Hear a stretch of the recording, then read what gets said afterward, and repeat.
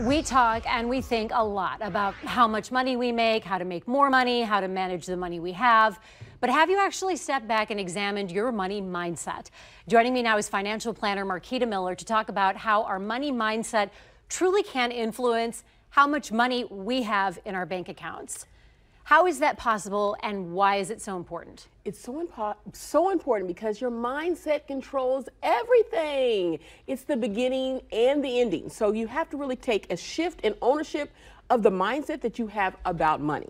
What do you mean by that? Because you also say that we are our own worst enemies because we're doing things to curse our money. Absolutely. So it's some of the words that we say. Like, if you ever find yourself saying things like, if it's always something, or something is always coming up, I never have enough, all those negative words really do start to manifest things in your life. So you really have to take ownership, and it may be a reality that you don't have enough money to pay your bills, but we have to reframe the words that we're saying and begin to change the situation with our word and our languaging.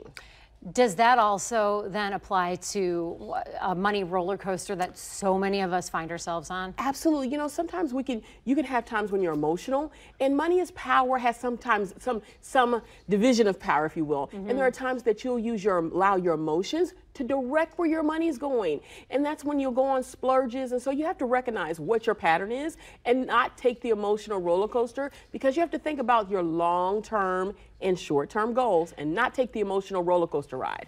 Do you believe, and I'd love to hear your take on this, but we talk about emotional eating.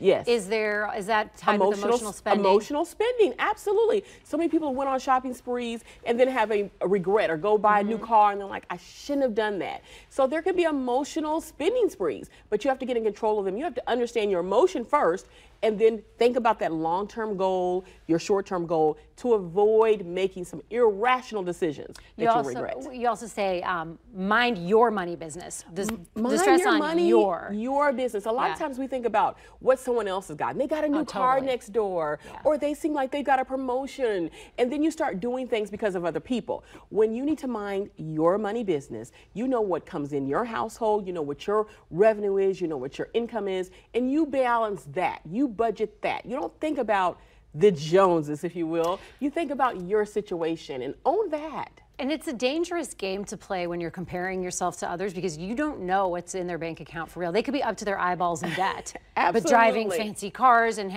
upside down on their house. Absolutely. I often tell people a paid-for car any day is just as nice as a car going down the road with a payment. So you have to think about those things. The final step you have is quit making excuses. Own it. Own it. No more excuses. You can have a zillion excuses of why you're where you're at. I don't make enough money. They don't pay me enough. But you have to take ownership of where you're at and say, this is where I'm at, and manage what you have. When you manage what you have, then more will come. So you have to stop making excuses. Own your money. This is your money. Set a budget, create a plan, stick to it, establish your long-term, your short-term goals, and do not be moved by the summer, the emotions, or any of those things. Don't do a spending pick-me-up. No spending pick-me-ups, no emotional roller coaster rides. Accountant and business strategist Marquita Miller with how to shift our money mindset.